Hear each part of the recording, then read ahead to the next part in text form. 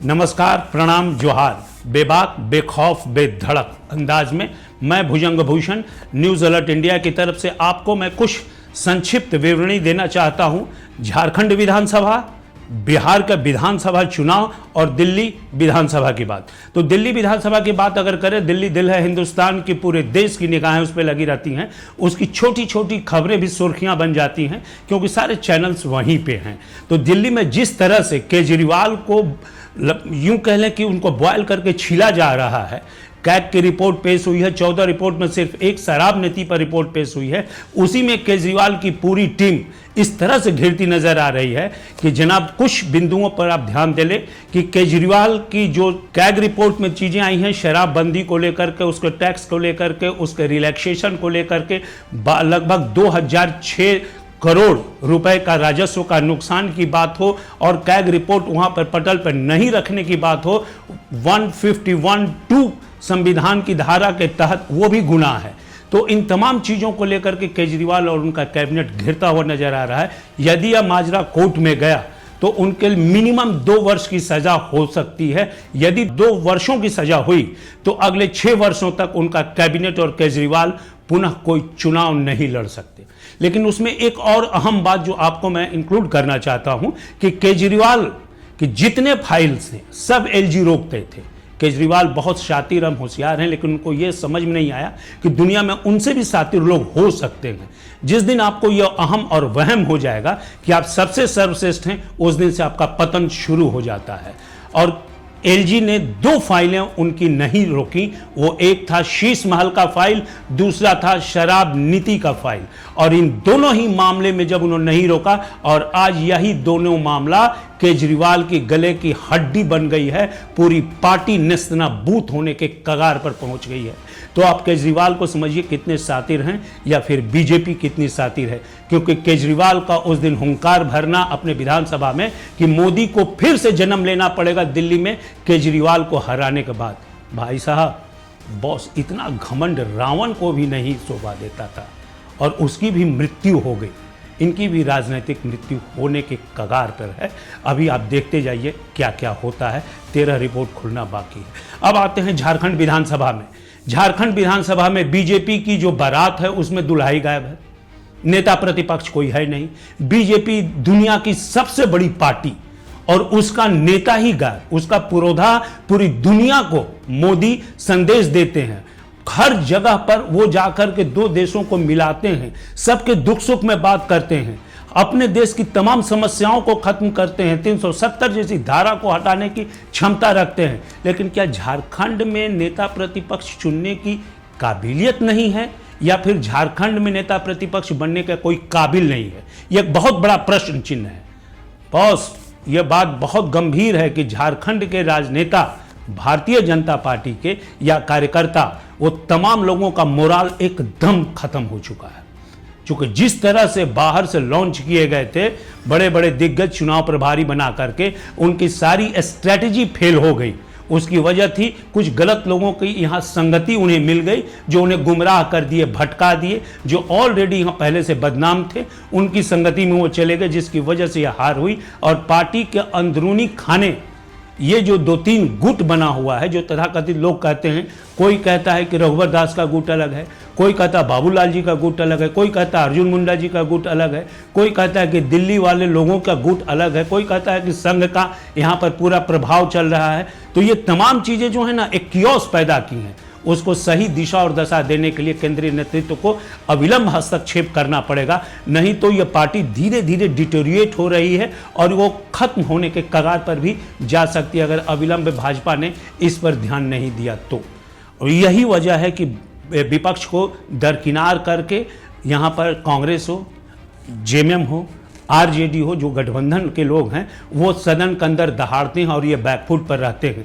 इनकी तरफ से एकमात्र पुराने खिलाड़ी कह लें, या यूं कहते हैं ना, हम बचपन में पढ़ते थे कि 80 वर्षों की हड्डी में जागा जोश पुराना था। सब कहते हैं कि सीपी सिंह बड़ा वीर मर्दाना था। यहाँ जो सीपी सिंह विधायक हैं यही एक दहाड़ते हैं, यही लोगों को थोड़ा बहुत जलील करते हैं। उसके अलावा किसी में ये क्षमता अभी तक देखने को नहीं मिली, और अभी सदन चलेगा। यद्यपि कि सदन में मैया सम्मान योजना को लेकर कई योजनाओं को लेकर के बीजेपी आवाज़ उठाती है कि पैसे कहां से आएंगे, तो ये राज्य सरकार की प्राथमिकता बेसिस पर है कि राज्य सरकार लगातार योजनाओं को लॉन्च कर रही है, उसको क्रियान्वयन करने के लिए उद्घाटन कर रही है और लोगों को पैसा देने की कोशिश भी कर रही है। और ये बजट का आकार इस बार जिस ढंग से बढ़ाया गया है उसमें सबसे बड़ी जरूरी है कि पैसे का रिसोर्सेज कहां से होगा, आएगा कहां से। विभागों के वेलफेयर फंड से कटौती हो रही है, कई विभागों में जो काम किए हुए लोग हैं उनके टेंडर्स का अमाउंट पेंडिंग पड़ा हुआ, वो भुगतान नहीं हो पा रहा है।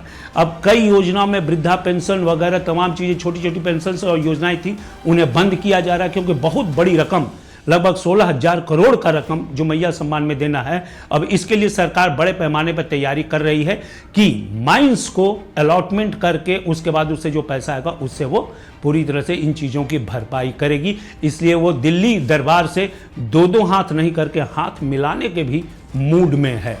अब आते हैं हम बिहार की तरफ। बिहार तो बिहार है, जनक है, दुनिया का सबसे पहला प्रजातंत्र वहीं पर शुरू हुआ था, पाटलिपुत्र। और वहाँ की जो राजनीति है बहुत लोगों के समझ से परे है। वो भी एक ख्वाहिश है मोदी और अमित शाह की कि बिहार जीत लें, जिस तरह से दिल्ली जीतने की बात हुई है। तो उसके लिए उनके पास नीतीश को छोड़कर कोई वर्तमान में चारा नहीं दिख रहा है, क्योंकि पिछले दिनों जिस तरह से किसान क्रेडिट कार्ड की योजना के तहत उन्होंने 2,000 करोड़ रुपए का उन्होंने दिया भागलपुर में, मोदी जी ने कहा कि लाडला प्यारा और बहुत काम करने वाले मुख्यमंत्री हमारे नीतीश जी हैं। उसके बाद दूसरे ही तीसरे दिन नीतीश जी ने 7 लोगों को 7 जातियों से ला करके मंत्री पद की शपथ दिला दी। ये जाति समीकरण बिहार में बेटी और रोटी सब जात के आधार पर होता भाई।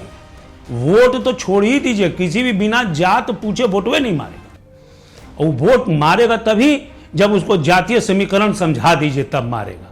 उतने ज्ञानी है बिहार के सारे लोग। नासा में भी बहुत लोग हैं, अमेरिका, इंग्लैंड, दुनिया के बड़े बड़े आईटी सिटी में भी हैं, सेक्टर में भी हैं। देश के लगभग 35% IAS IPS बिहार से हैं, लेकिन वोट मारेगा उस जात पे।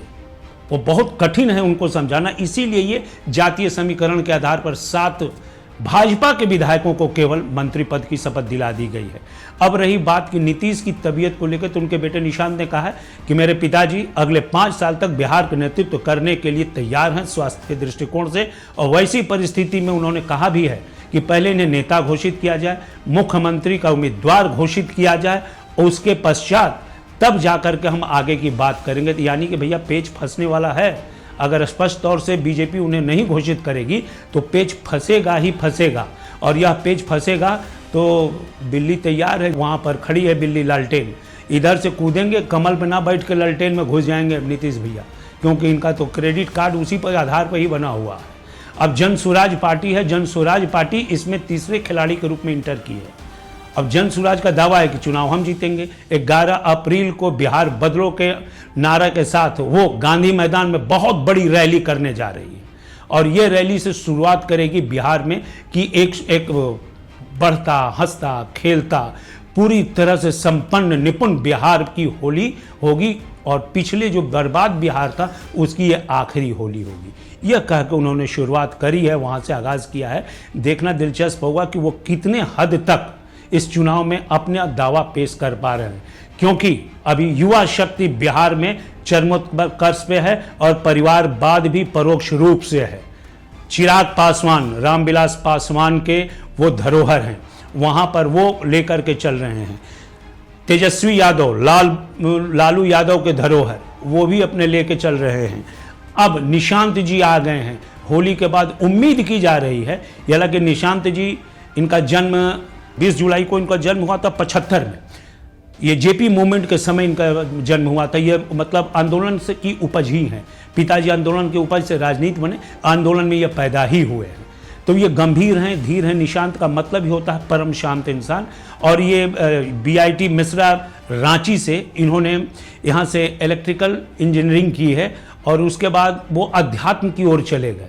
काफ़ी शांत अध्यात्म। तो आप गौर कीजिए, अध्यात्म मोदी भी करते हैं, योगी यूपी को चला रहे हैं। तो अध्यात्म और योग का संयोग जो है ना, वो सनातनी हिंदुस्तान के लिए बड़ी लाभदायक हो रहा है आज के डेट में। और भैया कहीं ऐसा ना हो कि आने वाले समय में बिहार की सत्ता की बागडोर इन्हें मिल जाए। कोई चीज़ असंभव नहीं है बिहार में, क्योंकि जेडीयू के जो विधायक हैं गोपाल दास मंडल, उन्होंने कहा था कि निशांत का आना जरूरी है, क्योंकि शरद दादा की पार्टी है और नीतीश जी को का खड़ा किया हुआ है, तो इसमें नीतीश जी के जाते ही, हटते ही या तबीयत खराब होते ही भगदड़ मच जाएगी। ऐसे में एक आदमी जरूर चाहिए, एक व्यक्ति जरूर चाहिए जिस पे पूरी पार्टी भरोसा कर सके और वो पार्टी को लेके चल सके। ऐसे में सिर्फ एक ही नाम समक्ष में आ रहा है, जिसका नाम है निशांत।